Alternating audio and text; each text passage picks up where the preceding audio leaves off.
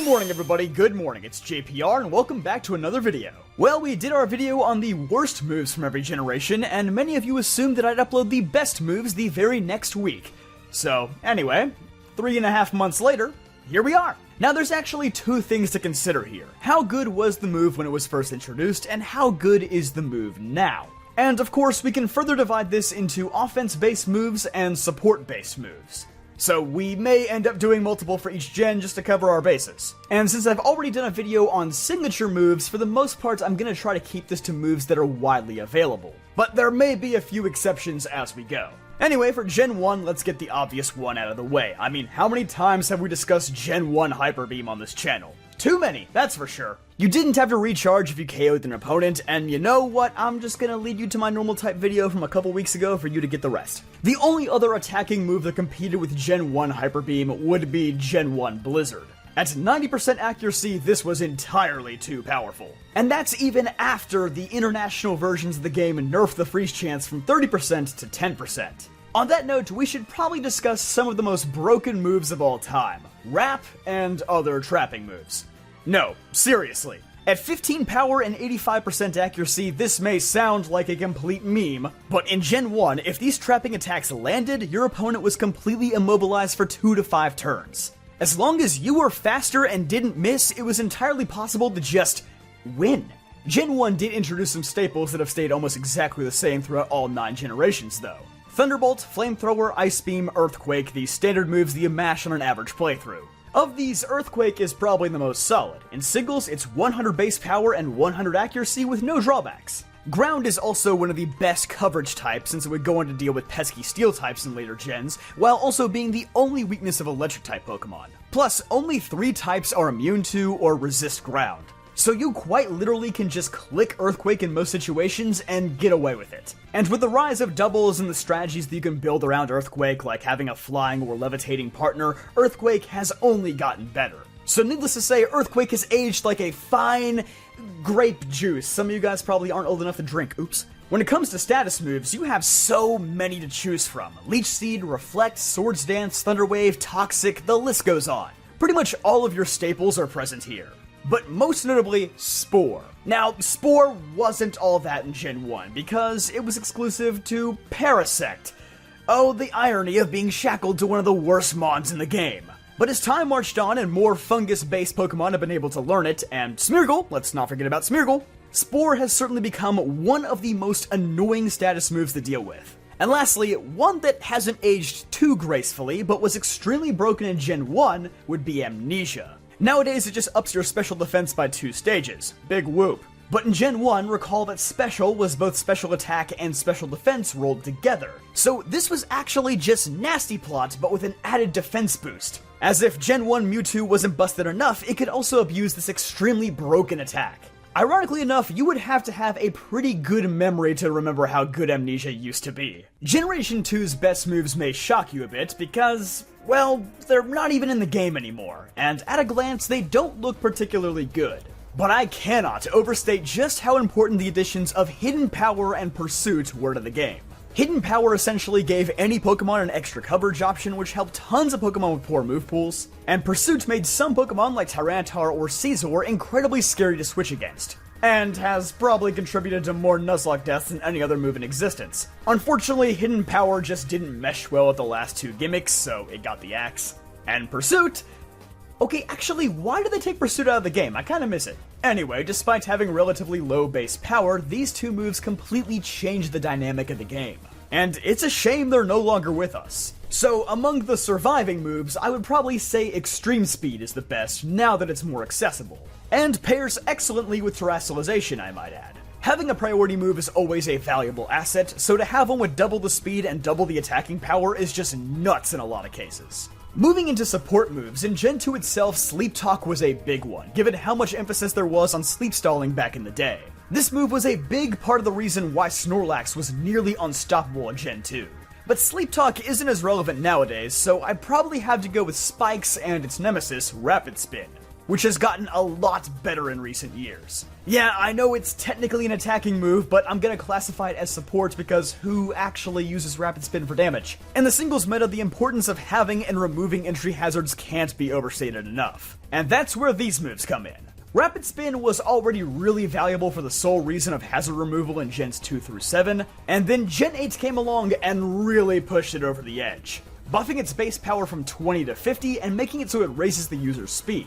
Which means now some spinners can potentially spin, remove hazards, and then outspeed the opponent to KO them before they can get hazards back up. Gen 3 was the first gen to introduce some really reliable fighting type moves, namely Brick Break and Superpower. The former, which can remove screens with no drawbacks, and the latter can be run on a litany of strong Pokemon looking for easy one-hit KOs. A good sleeper pick for this generation would probably be Facade though.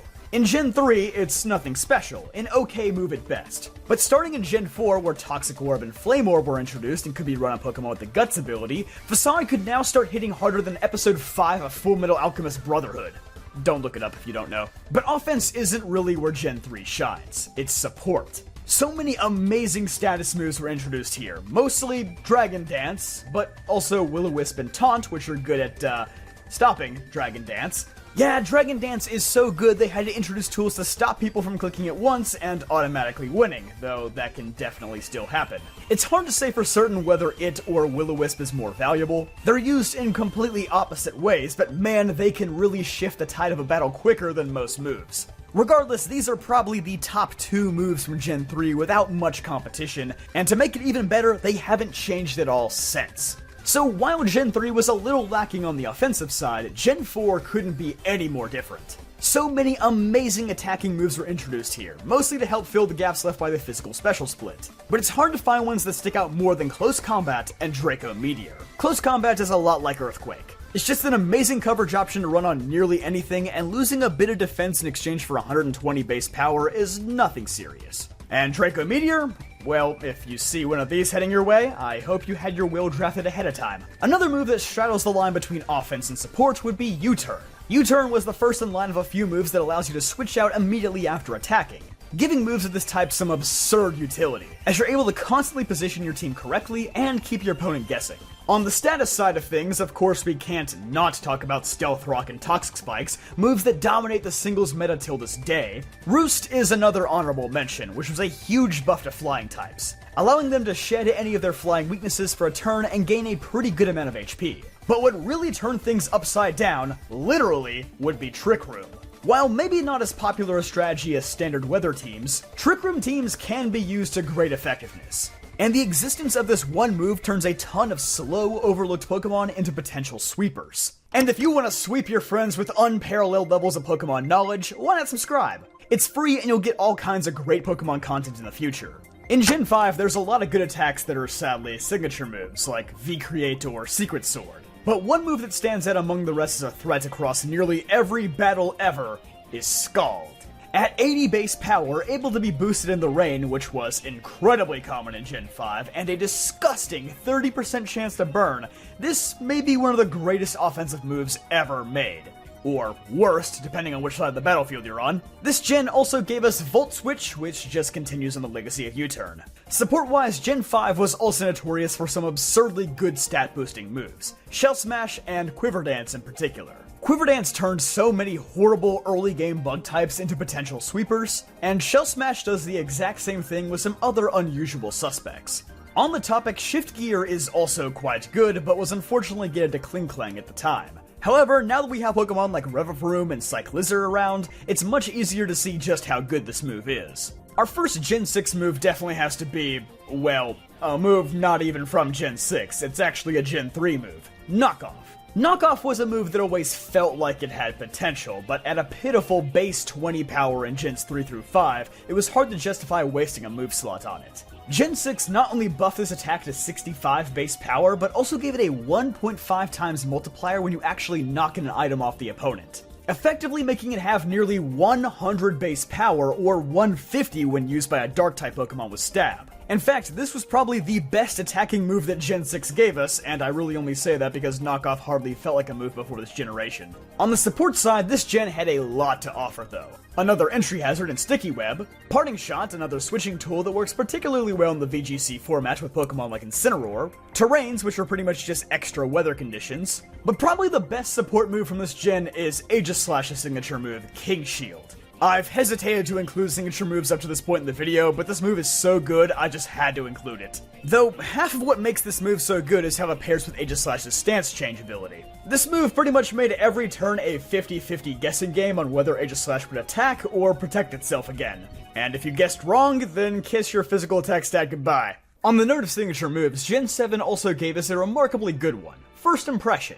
But I probably wouldn't have included this if it was still exclusive to Golisopod. At this moment, Pokemon like Slitherwing and Lokix are wreaking absolute havoc on the meta with this move. This is also the strongest priority move in the entire game, with the sole drawback being that you can only use it on the first turn your Pokemon is sent out, similar to Fake Out. But with how prevalent switching is, this isn't nearly as bad of an obstacle as you may think. On the topic of Bug-type moves, Gen 7 also gave us Pollen Puff, a rare move that has two completely different effects depending on how it's used. If used on an opponent, it's simply a base 90 power move, which ties it with Bug Buzz as the strongest non-exclusive special bug attack. But when used on a teammate, it restores their HP by 50%, perhaps making it one of the most loathed moves in all of VGC. As for status moves, I don't know if any from this gen are better than Aurora Veil. Although it can only be used during hail or snow, it sets up the effects of both Light Screen and Reflect at the same time. And on Alolan Ninetales or Abomasnow with Snow Warning, it's a perfect combination. On that note, in Gen 8, Grassy Glide, specifically on Rillaboom, has to come to mind. Just what were they thinking? A 70 base power attack that not only gets more powerful on the terrain, but also gains priority? And they gave it to a Pokemon with Grassy Surge? Okay, surely our next move has to be more reasonable, like, Vicious Rend. Okay, never mind, maybe Grassy Glide isn't that bad. This gen did give us another popular switch move though, Flip Turn, which has only skyrocketed in popularity this gen with the introduction of Palafin. And also the Legends Arceus moves. Which ones? I don't know, how about all of them? They're all kinda crazy, and this video would probably be twice as long as it is now if I sat down to talk about all of them. Anyway, Victory Dance. That's gonna be scary. And oh hey, remember how I said I didn't want to talk about signature moves that much? Well, I'd love to stick to that rule, but pretty much every ridiculous move from Gen 9 happens to be a signature move. Last Respects, Lumina Crash, Population Bomb, Make It Rain, Rage Fist, Jet Punch. If you don't know what any of these moves do already, just hop on an online match and you'll find out real quick. There are two moves in particular that, while not widespread, they technically aren't signature moves either. Revival Blessing and Shed Tail. Revival Blessing essentially acts like the item Revive in battle. Wow guys, the Wonder Launcher did make a comeback, who saw that coming? To balance this move, it only has one usage, but this can easily be circumvented in a few ways. The first is to hold a Leppa Berry, which will restore this move's PP, giving you a second use. The other option is to run a Rest and Sleep Talk set because you don't actually need any PP remaining for Sleep Talk to pick Revival Blessing. So theoretically, if your luck is good enough, you could get up to 17 Revival Blessings in one match. If that does happen to you, maybe consider buying a lottery ticket too. And lastly, Shed Tail. At the cost of 50% of your HP, you create a substitute and basically baton pass it to the next Pokemon. You may be thinking 50%, wow, that's a lot. Surely this move can't be that good. Well, maybe, but this move is exclusive to Cyclizar and Orthworm, who both have HP restoring abilities. Cyclizar has Regenerator, which means it gets 33% of that 50% back, so Shed Tail truly only costs it 17% of its health. And Orthworm has Earth Eater, so if you make a good prediction, 25% of that damage can be healed off on your next switch in. So maybe if this move were put on more Pokemon who didn't have easy access to recovery, it may not be that good, but for now at least, it wouldn't be a stretch to call this the best Gen 9 move. But hey, that's all I got for you today, but don't worry, there's lots of other great videos to check out on the channel, so why not do that? Be sure to like this video if you enjoyed, and subscribe for more videos like this one. I'll see you guys next time.